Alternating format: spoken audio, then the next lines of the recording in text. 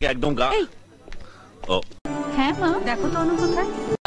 কি ব্যাপার ঠাকুরপো, তুমি কোনো দুষ্টুমি শুরু করছো? না না বৌদি, চল এসো। কথা জিজ্ঞেস করবো? মনোযোগ। তুমি ওকে ভালোবাসো না? কি সবাই আগে ভালোবাসে তারপর বিয়ে করে?